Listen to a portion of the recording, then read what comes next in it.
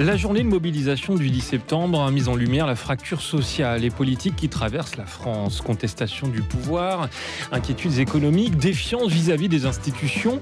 Mais que doivent faire les chrétiens dans tout ça? Est-ce qu'il faut rester en retrait, se limiter, pourquoi pas, à l'action caritative, ou alors prendre part à un débat public de plus en plus polarisé?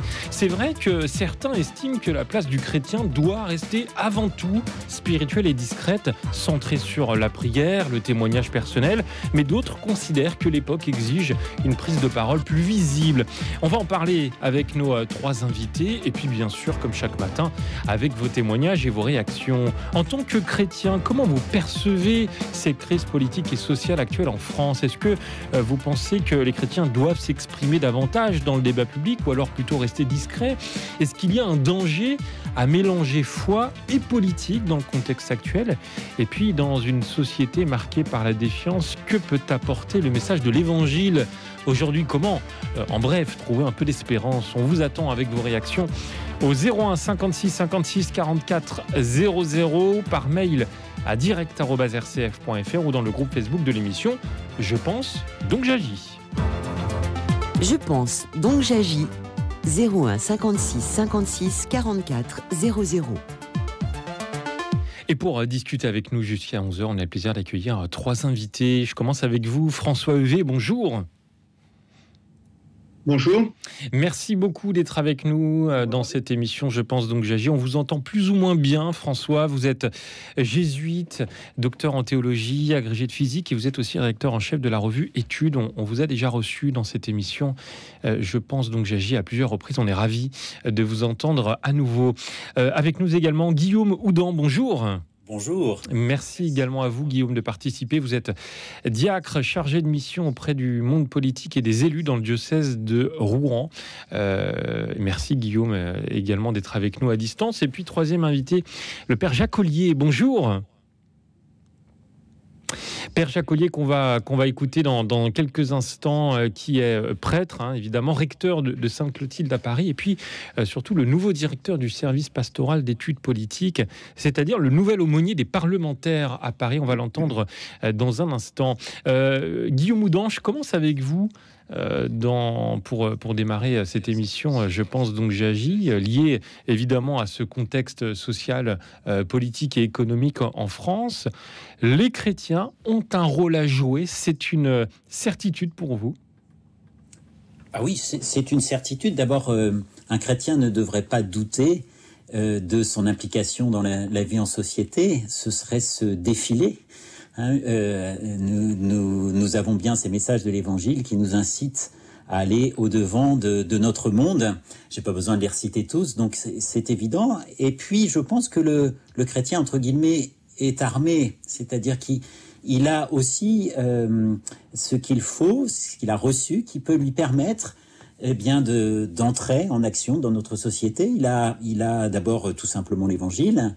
Je pense souvent que c'est les catholiques, alors je pense plutôt aux catholiques, mais les protestants c'est le cas aussi. Celui qui est un pratiquant régulier, eh bien il a cette chance de pouvoir s'asseoir au moins 1 heure chaque dimanche et puis d'écouter des textes. Pas plus tard que dimanche dernier, par exemple, il écoutait le livre de la sagesse, ou il écoutait l'Évangile, l'inciter à s'asseoir justement avant de construire une tour. Et bien justement, il a ces atouts-là en poche, sans compter bien sûr la pensée sociale de l'Église. Et je pense que par exemple en ce moment la question du bien commun est une question centrale qui se pose à notre société. Eh bien il y a toute une réflexion qui peut le servir. Donc oui, évidemment, les chrétiens doivent s'engager dans la société et je suis témoin que beaucoup de chrétiens parmi nos élus s'engagent. Oui. Donc voilà, on note, les chrétiens ont un rôle à jouer, encore faut-il savoir quel rôle, et c'est tout l'objet de cette émission ce matin dans Je pense donc j'agis. François Heuvet, qu'est-ce que vous en pensez en tant que jésuite? Je pense que c'est une très bonne question qui dirait illustrée par plusieurs versets évangéliques. Je pense en particulier à la déclaration de Jésus que son royaume n'est pas de ce monde. Alors, est-ce qu'à ce titre-là, on peut estimer que effectivement, le règne de Dieu est d'un autre ordre? On peut penser aussi à la distinction entre Saint Augustin entre la cité de Dieu et la cité terrestre et la cité des hommes. Néanmoins, là je rejoins évidemment Guillaume Houdan, néanmoins, non seulement les chrétiens participent à la vie de la société, mais même si le règne de Dieu n'est pas de ce monde, il se forme, il se constitue à partir de ce monde. Donc, ce que nous faisons de ce qui est le plus concret, eh bien, c'est déjà une contribution au royaume de Dieu. Là, pour des choses de manière un peu théologique, si vous voulez. Et en tout cas, pour prendre en compte à la fois, oui, la distinction des plans, Oui. c'est important, effectivement, de signaler ça, et en même temps, que ce que nous faisons de plus concret, dans le champ politique, mais évidemment aussi dans la vie professionnelle, c'est déjà une certaine contribution au règne de Dieu. Il suffit de regarder ce que fait Jésus dans l'Évangile. Son action a déjà un impact sur la société. Alors, il faut pas être politique, c'est peut-être aller un peu vite en besogne, mais en tout cas, son action a déjà un impact sur la vie sociale. Merci beaucoup, François Hevet, Guillaume Houdan, pour cette introduction. Troisième invité, je le disais tout à l'heure, le père Jacques Collier. Je crois qu'on a retrouvé... Bonjour, père. Oui, c'est plutôt moi qui vous ai retrouvé. Excusez-moi, on est toujours trahi par la technique, vous savez. Donc, Ah oui, je comprends. Mais écoutez, on est heureux de vous entendre. Moi aussi. Je le disais tout à l'heure, vous êtes le nouveau recteur de Sainte-Clotilde à Paris, nouveau directeur du service pastoral d'études politiques. Vous êtes un peu le nouvel aumônier des parlementaires, père Jacques Collier. Alors, oui, alors il faut s'entendre sur le terme aumônier. Hein. Oui. C'est-à-dire, moi, je conçois ma mission comme étant une mission auprès de tous les parlementaires, pas simplement les cathos ou les chrétiens, mais enfin, je crois que ma mission, c'est de proposer très simplement, avec des équipes, des propositions de réflexion, d'orientation à l'ensemble des parlementaires. Voilà, on va essayer de constituer des petites équipes un peu spécialisées sur certains thèmes pour essayer de faire valoir la position, ce qu'on peut dire la position ou la proposition de l'Église sur un certain nombre de sujets qui sont des sujets assez graves aujourd'hui, que ce soit économiques, financiers, éthiques, sociétaux. Voilà, ça se veut une proposition qui est évidemment une proposition qui émane de l'Église, mais qui est suffisamment ouverte pour qu'elle puisse être entendue par beaucoup. Alors, vous allez succéder au père Marc Lambray. Vous allez être installé curé de la paroisse au cours d'une messe de rentrée des parlementaires. Ce sera le 14 octobre, père Jacques Collier, si mes dates sont bonnes. Exactement. Voilà. À 19h. À 19h. Bon, écoutez, au moins, c'est très précis. On entendait tout à l'heure François Hevet et Guillaume Houdan nous dire que la vocation chrétienne face aux crises, d'un point de vue assez général, mais notamment les crises que nous vivons en France, politiques, sociales et puis même économiques, c'est de témoigner de l'Évangile. Est-ce que pour vous aussi, ça, c'est une certitude ? Alors évidemment, et les chrétiens le font depuis le début du christianisme et l'ont laissé paraître très, très clairement. Alors à la fois par des écrits, je ne sais pas si Guillaume ou François ont déjà évoqué la lettre à Diognète, un travail très, très, très ancien, où il apparaît précisément que ce pasteur engage les chrétiens à s'impliquer en politique ou dans la vie de la société. Alors après, il y a bien des manières de s'impliquer dans la vie de la société. Ouais. Ça peut être par oral, ça peut être par des actions.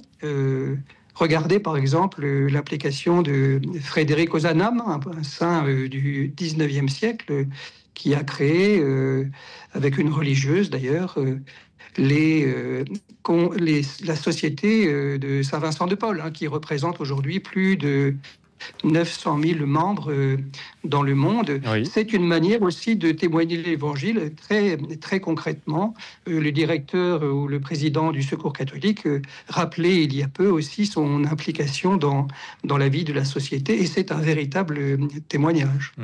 Alors on va tout de suite écouter la première auditrice de cette matinée, c'est Marianne au 01 56 56 44 00, peut-être un prénom de circonstance. Bonjour Marianne. Bonjour à tout le monde.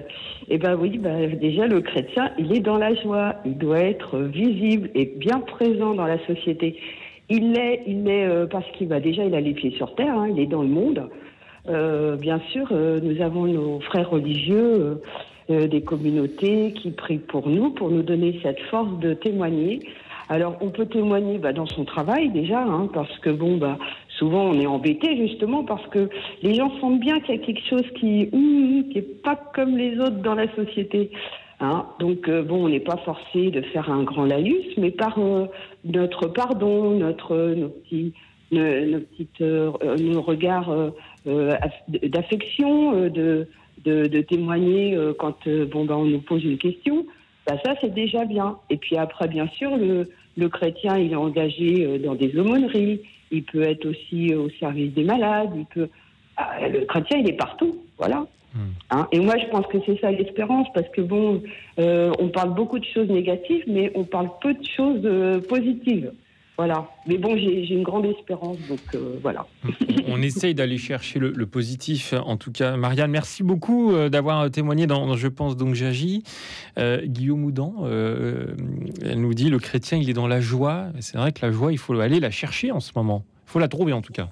Et oui, pas simple. Je suis tout à fait d'accord. J'ai été touché, je n'ai pas encore lu son livre, mais par une interview du père Boustillot, dont je crois un livre est sorti il y a 2 jours, et qui appelait les chrétiens à bénir, qu'on soit des signes de bénédiction. Et ça peut faire partie effectivement du rôle des chrétiens, je dirais, face au monde politique. Peut-être partir toujours du présupposé qu'un élu, c'est d'abord quelqu'un qui donne beaucoup de temps, beaucoup de sa vie, et plutôt que de commencer par lui reprocher ce qu'il n'a pas fait, qui ne sera pas conforme à ce que nous aurions souhaité, commencer par regarder cet homme et cette femme qui, pour certains, donnent 60-70 heures par semaine. Hein, quand on parle de nos parlementaires, n'oublions pas ça. Et puis, tout simplement, j'en suis témoin, moi, en Normandie, il y a aussi tous ces élus municipaux qui donnent beaucoup de leur temps pour pas grand-chose. Hein, ils font pas ça pour gagner de l'argent. Et donc, voilà, peut-être que si nous commencions par avoir ce regard positif pour l'engagement de ces hommes et de ces femmes, eh bien, nous pourrions contribuer déjà à apporter un petit peu plus d'espérance.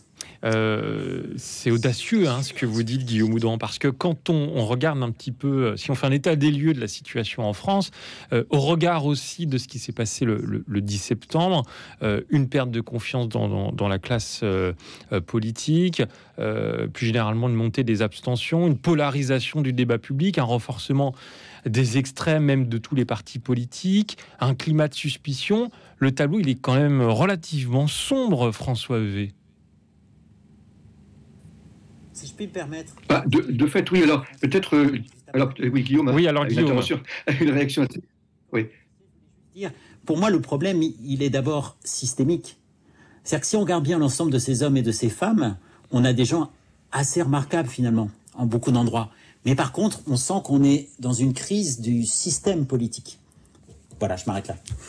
Merci d'avoir ajouté ça. François Heuvet. Oui, tout à fait. Je crois que d'abord, deux réactions me viennent à l'esprit. Peut-être la distinction entre ce qui est, des responsables des partis politiques, de ce qu'on entend davantage dans les médias, et puis des politiques de terrain. Je pense au niveau municipal ou départemental ou régional, ou même certains de parlementaires, qui sont peu présents, qui sont peu valorisés dans les médias et qui font un travail important. Et plus ils sont proches de la population, plus je pense qu'ils sont estimés aussi. En général, le personnel municipal et les élus municipaux communaux sont plus estimés que les élus nationaux. Donc il y a effectivement une crise de la représentation au niveau national, mais je pense, on pourrait y revenir. Et puis un autre élément préoccupant effectivement aujourd'hui, c'est la polarisation du débat. Dans toutes les sociétés, de plus en plus la difficulté de trouver des positions, de trouver des lieux de dialogue, de débat apaisés, où on cherche ensemble une solution à partir de convictions différentes, bien sûr, mais on cherche ensemble une solution. Est-ce qu'il y a vraiment un désir de recherche ensemble? Et ça me paraît vraiment caractériser une manière chrétienne de faire de la politique. On voit en particulier dans la tradition démocrate chrétienne, même si c'est bon, on va pas discuter longtemps sur ce qu'elle est devenue. En tout cas, quand on regarde historiquement, on voit elle est portée par un désir de rencontre, de dialogue, de recherche du bien commun. La notion de bien commun, elle est absolument centrale dans la doctrine sociale de l'Église, et je crois qu'elle est vraiment l'horizon de l'action politique, comme notion de fraternité. Là-dessus, on pourrait rester longtemps sur ces deux notions. Je rappelle que dans Je pense donc j'agis ce matin, on évoque le rôle des chrétiens dans les crises que nous vivons en France. Vous avez la parole pour témoigner, tout comme Marianne qui est venue à l'antenne il y a quelques instants. Déjà, comment vous percevez la crise politique et sociale actuelle en France? Est-ce que vous pensez que les chrétiens doivent s'exprimer davantage dans le débat public ou alors plutôt rester discrets? Est-ce qu'il y a un danger également en ce moment à mélanger foi et politique? Et puis dans une société marquée par énormément de défiance, que peut apporter le message de l'Évangile? Que peut apporter le message chrétien? 01 56 56 44 00 pour venir à l'antenne. 01 56 56 44 00 ou par mail à direct@rcf.fr. Je pense, donc j'agis. Présenté par Melchior Gormand. Et toujours avec nos trois invités jusqu'à 11h. François Heuvet, vous êtes jésuite, docteur en théologie et rédacteur en chef de la revue Études. Et Guillaume Moudan, vous êtes diacre chargé de mission auprès du monde politique et des élus dans le diocèse de Rouen.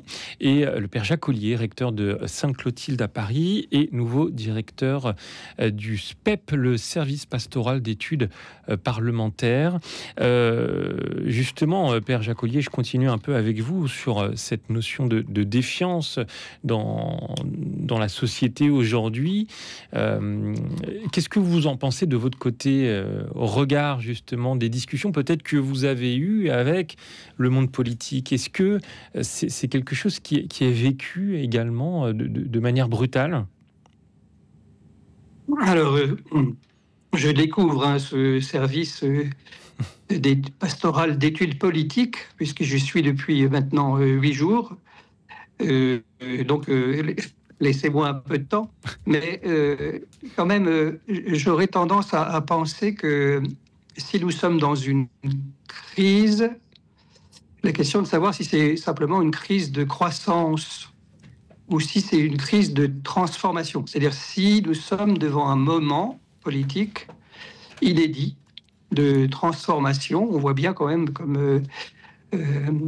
beaucoup d'analystes le font valoir, qu'il y a une polarisation. Tout à l'heure, François Heuvet parlait de polarisation, et c'est vrai qu'il y a une grande polarisation entre des tendances, si vous voulez, disons, de développement de tout ce qui est transnational, international, et puis de tout ce qui est démocratie, on pourrait dire directe,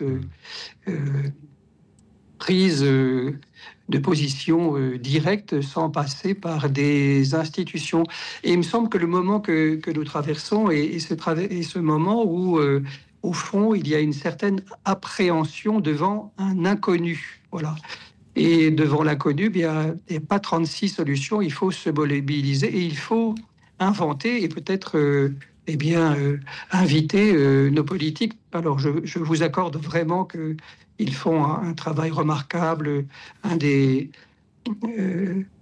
administrateurs de l'Assemblée de me donner leur emploi du temps. C'est vrai que c'est un emploi du temps chargé, et ils se donnent de la peine et ils ont du courage. Donc, il faut les encourager, mais peut-être aussi les encourager à réfléchir peut-être à une nouvelle donne dans la vie politique de notre pays, ne serait-ce que pour rassurer les électeurs, parce qu'on n'avance pas si on n'a pas un certain...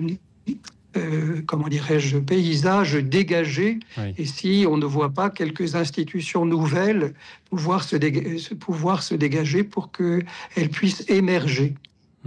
Guillaume Moudan, les chrétiens que vous rencontrez, ils sont interpellés par ces fractures au sein de la société. Ce sont des témoignages, des messages que vous entendez de plus en plus? Alors, je dirais que malheureusement, il y a une part de catholique. Attendez, on vous entend pas encore, Guillaume Moudan. Est-ce que vous êtes là? Excusez-moi. Oui, c'est bon, on vous entend. Ah voilà.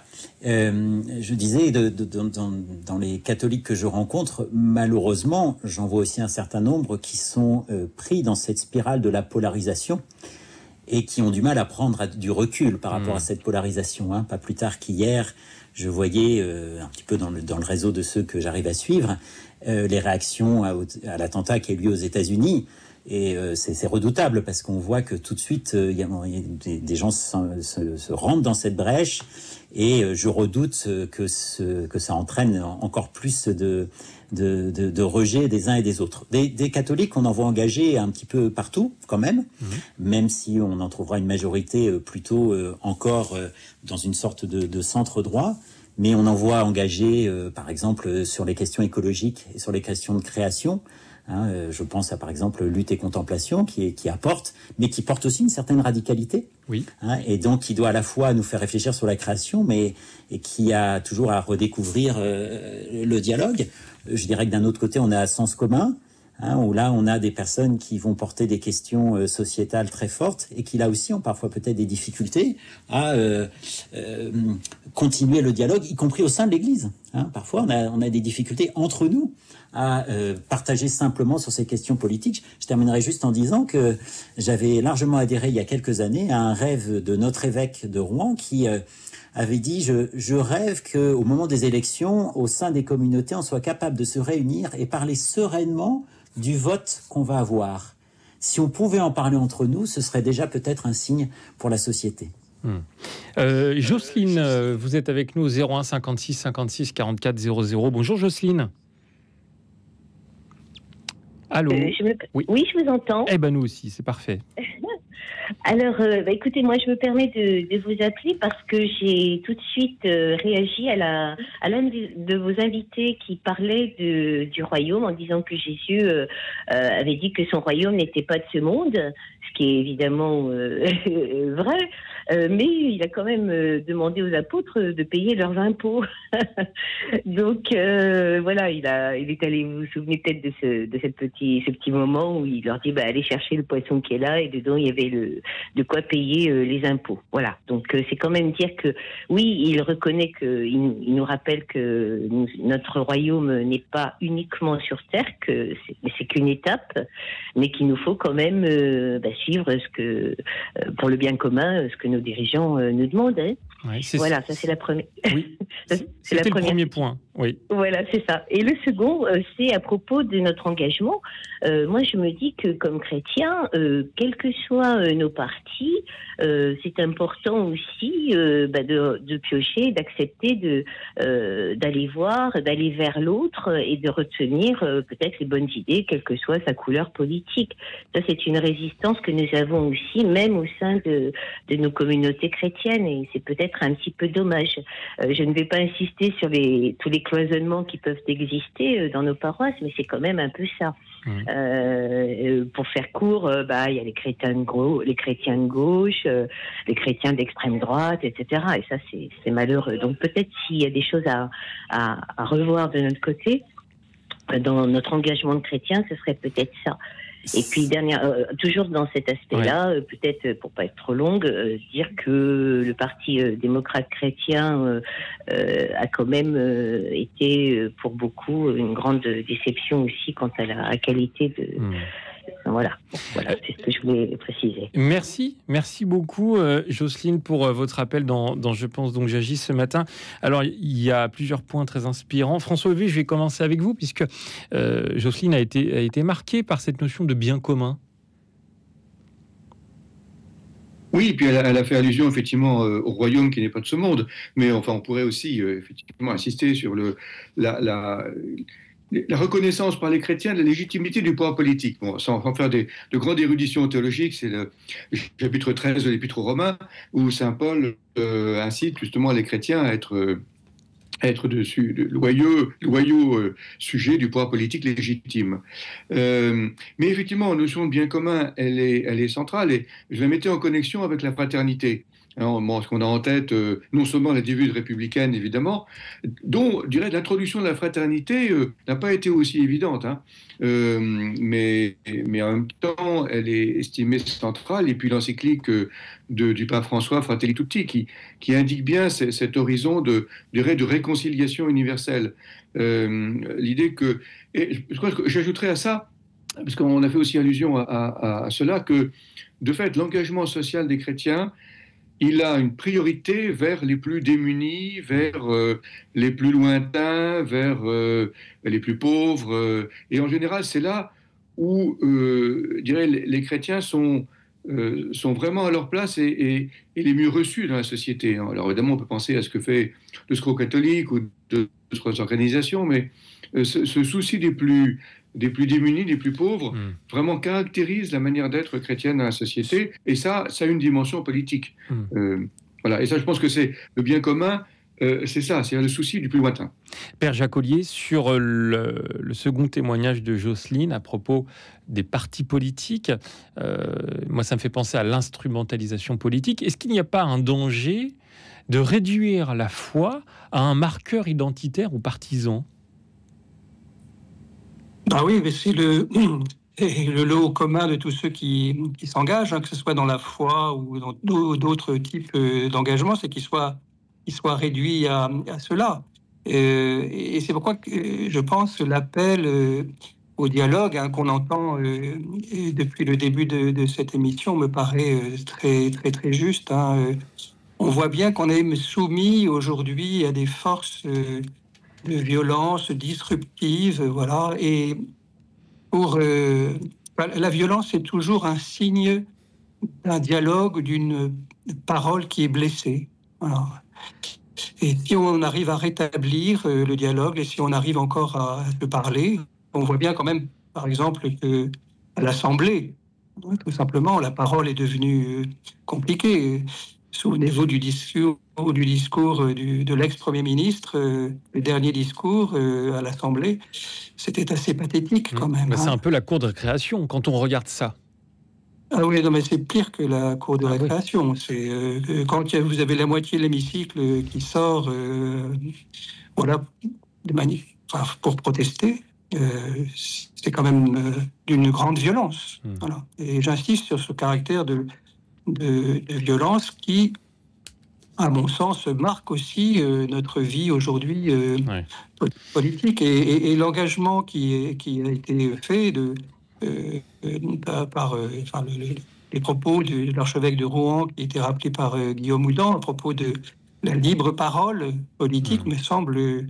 C'est à la base qu'il faut commencer. Si les chrétiens eux-mêmes commencent à dialoguer de manière libre sur leurs opinions politiques sans se casser la figure les uns les autres, peut-être que ça donnera aussi une certaine orientation à ceux qui les représentent. Voilà. Et ça leur donnera peut-être de bonnes idées.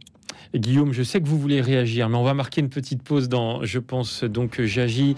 Vous faites comme Marianne et Jocelyne, vous nous appelez au 01 56 56 44 00. Dites-nous un peu, en tant que chrétien, comment vous percevez cette crise politique et sociale actuelle, et puis surtout, quel doit être le rôle des chrétiens, ça nous intéresse, et surtout comment trouver un petit peu d'espérance. 01 56 56 44 00 ou par mail à direct@rcf.fr. Tout de suite.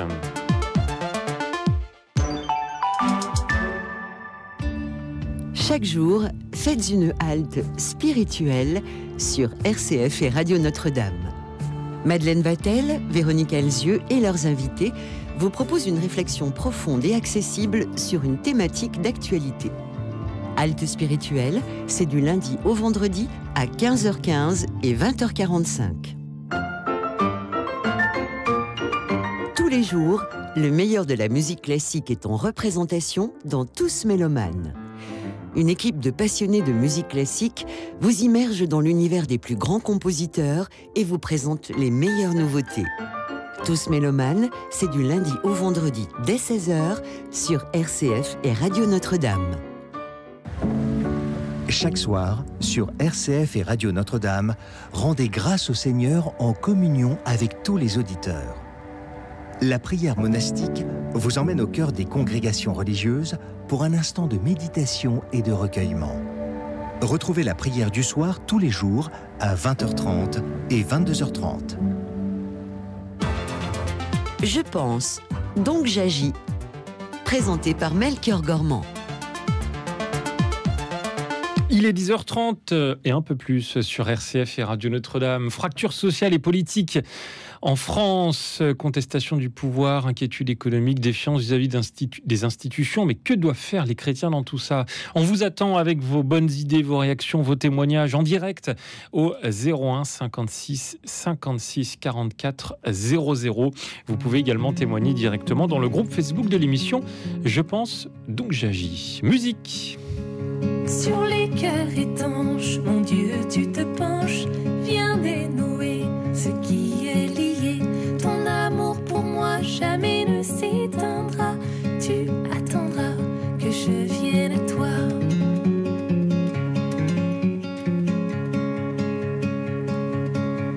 Je me lance à tes pieds, voici mon parfum. Oui, prends tout ce que j'ai, sans toi je ne suis rien. Douce larme sans arme, mon âme assoiffée.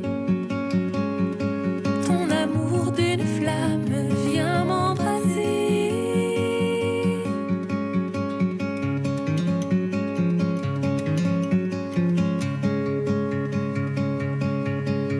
Ta main en la mienne, alliance éternelle me relèvera, affermit mes pas, à fleur de mots, à fleur de peau, ta douce présence, ton amour immense.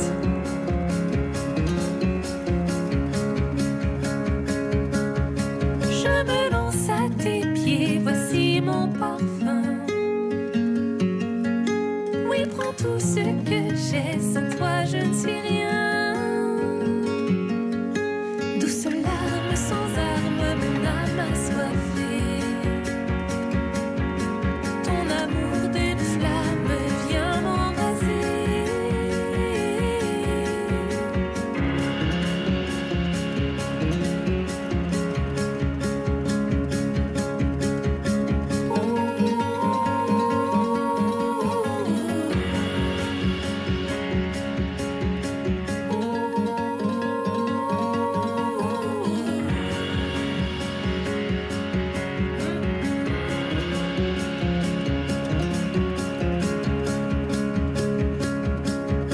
Je me lance à tes pieds, voici mon parfum. Oui, prends tout ce que j'ai, sans toi je ne suis rien. Douce larme sans arme, mon âme assoiffée. Ton amour d'une flamme vient m'embraser. Douce larme sans arme, mon âme assoiffée. Ton amour d'une flamme vient m'embraser.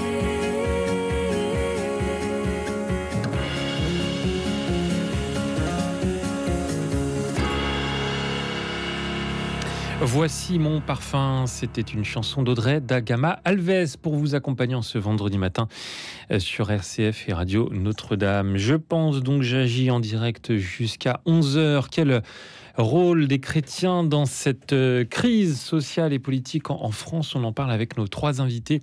François Huvet, vous êtes jésuite, docteur en théologie, agrégé de physique et rédacteur en chef de la revue Études. Et Guillaume Houdan, vous êtes diacre, chargé de mission auprès du monde de politique et des élus dans le diocèse de Rouen. Et puis le père Jacques Ollier, nouveau recteur de Sainte-Clotilde à Paris et directeur du service pastoral d'études politiques. On a une réaction de Monique tout de suite. Bonjour Monique. Oui, bonjour. Excusez-moi, ma parole va peut-être être un peu longue, je m'en excuse à l'avance. On essaye de faire court si possible alors, Monique. Oui. Là, vous parlez avec des prêtres, intellectuels, qui connaissent la vie, ça j'en doute pas. Par contre, moi je suis originaire d'une région où il y a, déjà il y a une énorme pauvreté dans notre pays. Plus de 10% de la population vit en dessous du seuil de pauvreté. Moi-même retraitée, j'étais non soumise à l'impôt jusqu'à cette année. Et tout d'un coup, on me prend 60 euros. 60 euros, c'est une semaine pour pouvoir manger. On en est là, d'accord ? Cette pauvreté est immense. Les Gilets jaunes, Nuit debout, j'ai participé à tout ce monde-là puisque j'habite Paris, d'accord ? Donc, moi, ce que je pense, c'est que les chrétiens agissent, c'est sûr. Ils agissent CCFD, Secours catholique, conférence de ci, Pax Christi que je connais très bien, conférence de là. D'accord. Mais dans le concret, moi j'ai vécu cet été des gens qui ne peuvent plus se nourrir, même à la campagne. Cherchent à acheter à moindre coût et des choses pour manger. Bon, qu'est-ce que je veux dire par là? Il s'est développé un immense, communauté de communes, mairie, communauté de communes, communauté de ci, communauté de ça.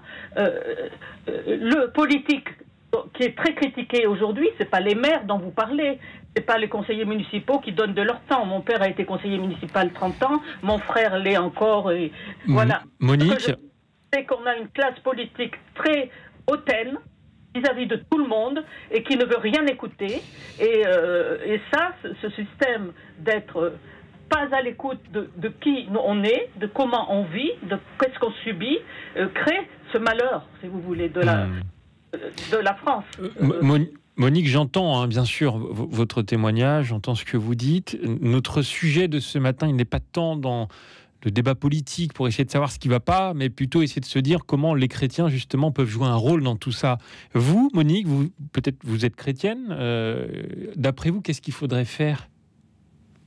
Moi, chrétien, pas chrétien, il faut se rassembler. Oui. Il faut parler. Il faut trouver On ne veut pas nous écouter en haut. Moi, je connais très bien ça. Dans ma commune, mon frère a fait... le budget était à 0, c'était le préfet qui s'en occupait. Tous les gens qui ont pu ont essayé de remonter les budgets de cette petite commune qui a réussi à être autonome. Donc, se rassembler plutôt, c'est ce que vous nous dites, Monique, ce matin dans Je pense donc j'agis, se rassembler entre chrétiens. Merci beaucoup vraiment d'avoir apporté ce témoignage. Guillaume Moudan, vous voulez réagir? Merci Melchior. D'abord, je suis touché par ce que vient de dire cette dame, parce que je pense qu'elle se fait l'écho de personnes beaucoup de que Français. Nous rencontrons. Et voilà, qu'elle ne croit pas que toutes ces personnes-là, nous ne les rencontrons pas. Au contraire, je suis professeur dans un collège à Yvetot, et ces pauvretés, je les rencontre chez les parents, je les rencontre chez ces plus jeunes. Toute la difficulté, c'est d'arriver à trouver des réponses. Et moi, je constate que simplement, face à ça, d'abord, un certain nombre de chrétiens sont engagés et s'engagent même en politique à cause de ces questions. Je vais rester local. Madame avait l'air de souligner qu'il y a peut-être trop de couches politiques avec les conseils municipaux, les communautés de communes, etc. Mais en même temps, c'est là qu'on va trouver des élus de proximité. Et par exemple, là aussi, localement, je vois un conseil communal d'action sociale avec des gens qui donnent de leur temps très généreusement pour trouver des solutions. Et pas seulement, alors c'est déjà très important comme des épiceries solidaires, mais aussi véritablement des actions qui vont permettre aux uns et aux autres de pouvoir progresser. Et ce travail quotidien des élus, c'est ce qui fait tourner notre pays.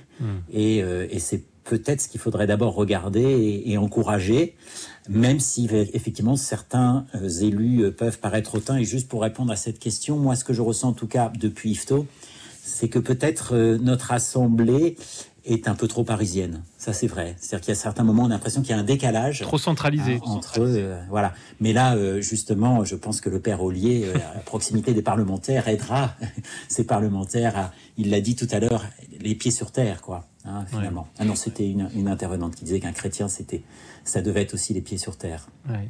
Je vais vous faire réagir, Père Jacoulier, dans un instant. François Hevet, par rapport à ce témoignage de Monique, on l'entendait, une auditrice qui est en souffrance aussi face à la situation actuelle, qui rencontre la pauvreté.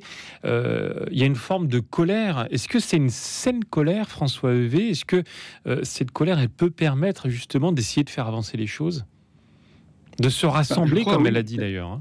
Je crois que c'est important de prendre conscience de ces situations de pauvreté ou de précarité. L'allusion qu'elle faisait, c'est très fort à la précarité alimentaire. C'est un fait, et c'est scandaleux qu'en France, il y ait des personnes qui soient réduites à cette situation, à devoir vivre avec quelques dizaines d'euros, en être à ce niveau-là, je crois. Et le fait de ne pas être écouté, je pense que c'est ça la racine du phénomène des gilets jaunes ou de ces phénomènes-là. Le fait de ne pas être de se sentir non pris en compte par les instances politiques, c'est quelque chose qui est terrible. Hein, et c'est vraiment la responsabilité. Alors, il y en a qui le font, hein, encore une fois, au niveau local. Je pense que les hommes politiques sont vraiment à l'écoute de leurs citoyens. Mais le sentiment que des élus nationaux sont trop parisiens, trop fermés sur leur monde, que aussi bien du reste même le monde médiatique, hein, que ça tourne autour d'un petit milieu, pas seulement autour de Paris, cette personne est parisienne, hein, mais c'est un petit monde parisien.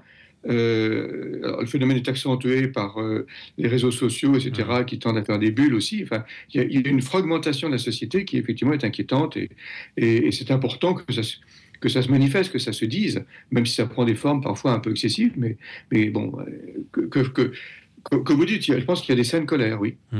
Un témoignage de Didier qu'on a reçu, que je vais vous lire dans un instant, juste après vous avoir fait réagir, Père Jacques Ollier, sur cette notion de centralisation, on va dire, de la vie politique, où tout se passe à Paris, et que parfois on a le sentiment que les politiques n'ont pas du tout les pieds sur terre.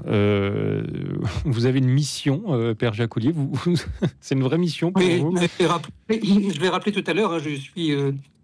non pas l'aumônier des parlementaires, mais en tout cas, je suis leur interlocuteur et de tous les partis, de tous les bords, de toutes les provinces, de toutes les régions. Voilà.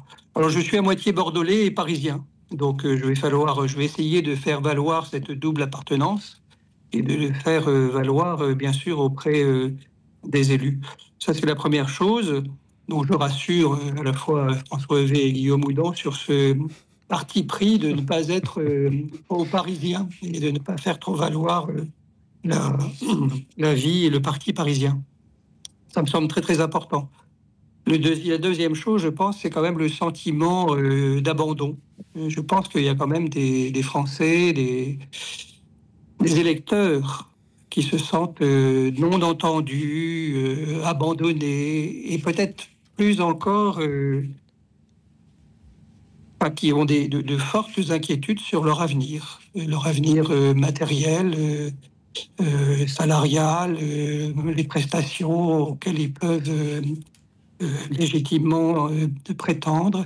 Et je crois que ça crée un climat d'incertitude qui n'est pas bon pour l'engagement dans une participation, disons, saine à la vie politique, et qui ouvre tous les champs à des expressions ultra. Voilà. Et ça me semble pas la meilleure voie de résolution de ces incertitudes ou de ces sentiments, et plus que des sentiments, que de ces situations concrètes d'abandon. Il est 10h45 sur RCF et Radio Notre-Dame. Vous continuez de nous appeler, tout comme Marianne, Jocelyne et Monique, au 01 56 56 44 00 ou par mail à direct@rcf.fr. Je pense, donc j'agis. Présenté par Melchior Gormand. Et toujours avec François V, Guillaume Houdan et Jacques Ollier. Un mail, je vous le disais, de Didier qu'on a reçu il y a quelques instants, qui nous dit: j'ai le sentiment qu'aujourd'hui, se dire chrétien ne consiste plus à adhérer aux paroles du Christ, mais plutôt à pratiquer la charité ou être dans le domaine de l'écologie à travers des communautés. Je pense qu'un chrétien devrait plus se reconnaître à son état d'esprit qu'à travers des revendications, donc être un peu plus discret que les autres. Par exemple, ne pas se mêler au cortège des manifestants.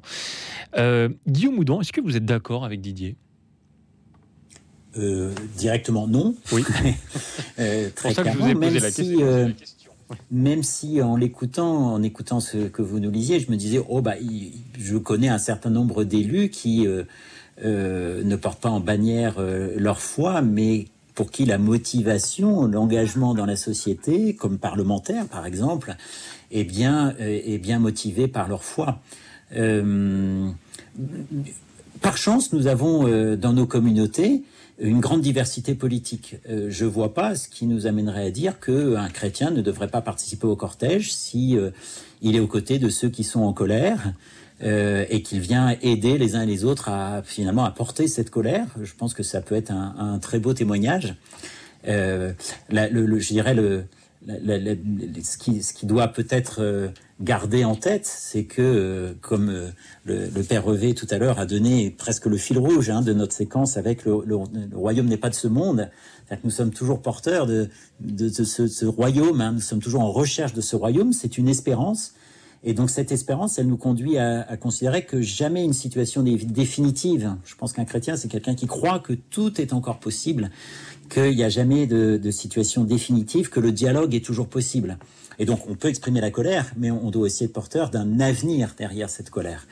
Mais à partir de là, heureusement qu'il y a des catholiques engagés, des chrétiens engagés dans tout le prisme politique. C'est toujours la question qui se pose, d'ailleurs, François Hevet. C'est qu'est-ce qu'il faut faire en tant que chrétien? Est-ce qu'il faut participer aux manifestations? Est-ce qu'il faut pousser un vrai coup de gueule sans tomber non plus, et c'est ce qu'on disait tout à l'heure, dans une forme de récupération politique où, en sortant la carte « je suis chrétien », je peux tout dire et je peux avoir tous les avis. Il y a une ligne de crête. Exactement, une ligne de crête. Je pense que face à telle ou telle situation, on ne peut pas rester indifférent. Prendre une position, d'observateur neutre, dans certaines situations, n'est pas possible. Il faut s'engager. Alors, sous quelle forme? Parce que effectivement, tout engagement qui ne serait pas respectueux des personnes, qui accentuerait les clivages, ne serait pas bonne. Alors, par ça, participer à une manifestation, tout dépend comment elle est.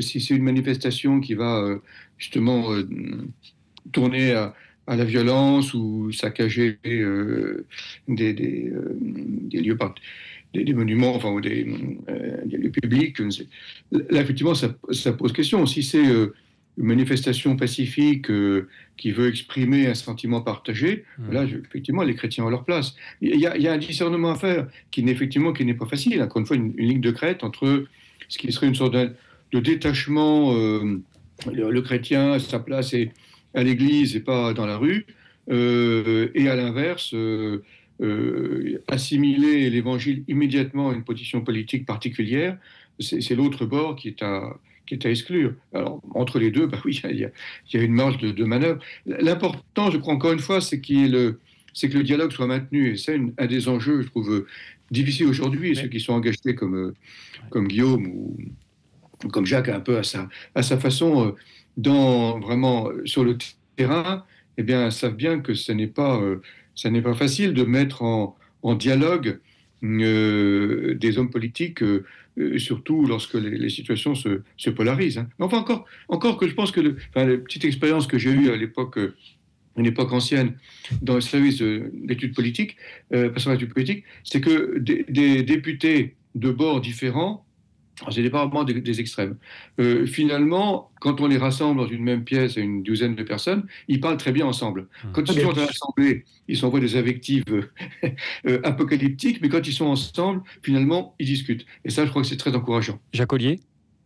Oui, c'est le témoignage que j'ai reçu en arrivant ici, très encourageant d'ailleurs, que lorsqu'on les réunit à une douzaine pour discuter avec eux sur un thème, soit avec un spécialiste, je pense que François Hevet a été invité, ou Guillaume aussi, s'ils n'ont pas été, je les inviterai moi, prochainement. Eh bien, ils s'entretiennent très bien les uns avec les autres, ils parlent et ils sont heureux de pouvoir parler. Alors, j'ajoute un point qui me semble très important, c'est qu'ils sont heureux de pouvoir discuter avec la garantie d'une grande discrétion. Voilà, je pense que ça fait partie de l'horizon, disons, qui leur permet de s'exprimer les uns avec les autres. Alors, après, je voudrais ajouter un point. Oui, moi aussi. Sur la question propre que vous avez traitée à l'instant, je pense que quand même, il y a une position, non pas contestataire, mais protestataire, une certaine forme de protestation qui est assez légitime pour un chrétien. Nous célébrons aujourd'hui le saint nom de Marie. Relisez son cantique d'action de grâce. C'est pas piquer des hannetons quand même.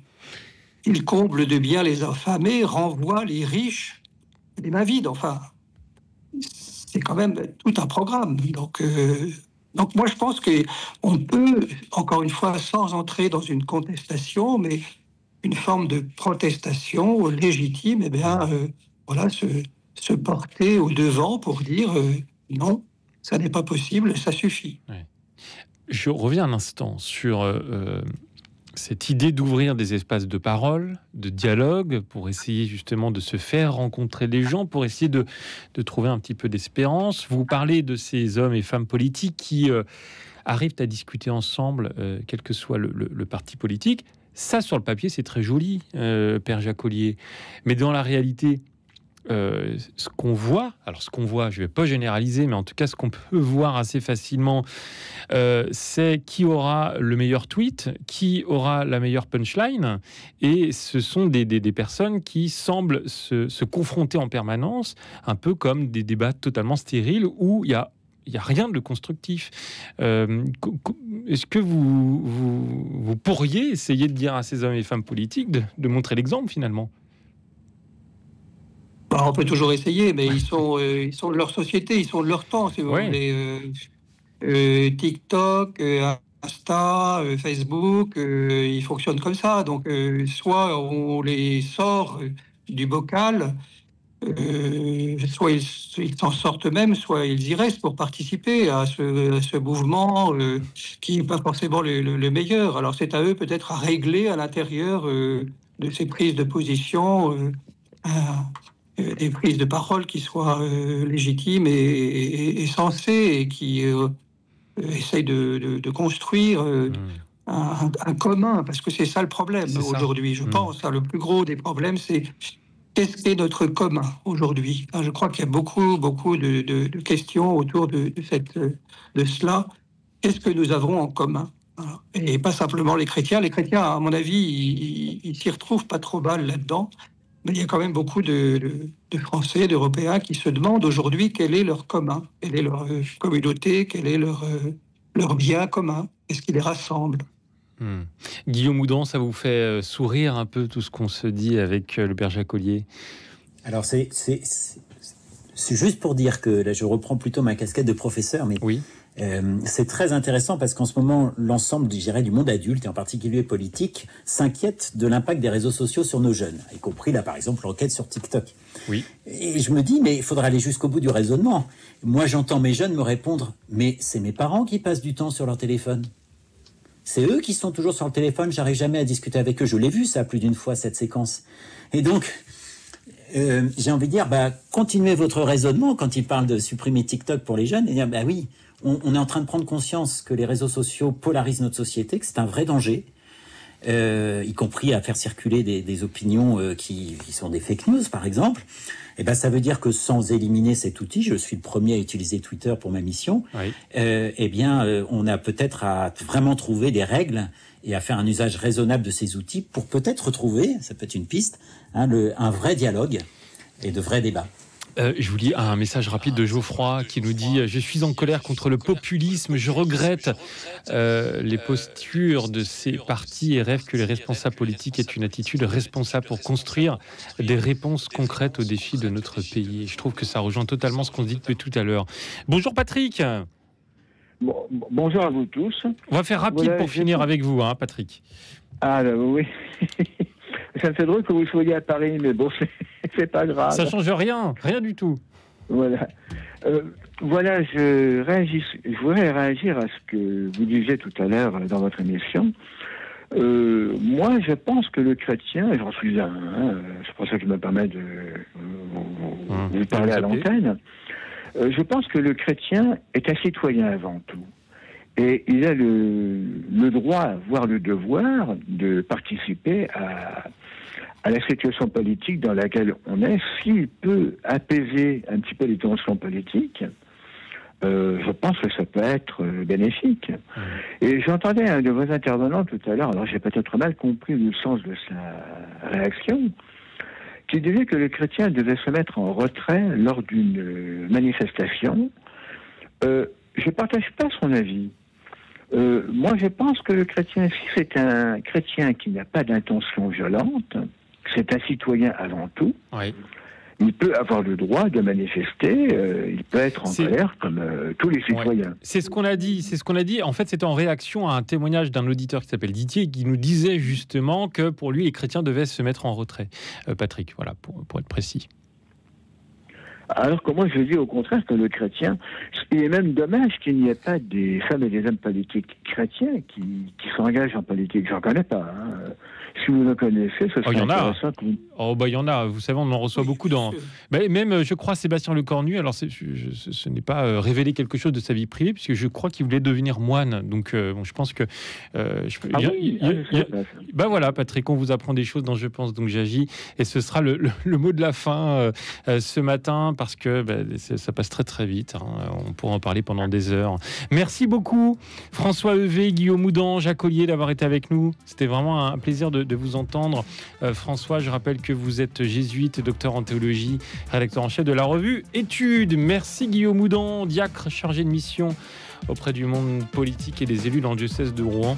Et puis le père Jacques Ollier, merci à vous. On souhaite une bonne mission en tant que nouveau recteur de Sainte-Clotilde et surtout nouveau directeur du service pastoral d'études politiques à Paris et puis dans toute la France. On l'a entendu. Merci à Pierre-Henri et Philomène à la réalisation. Je vous retrouve lundi. Je vous souhaite un très bon week-end.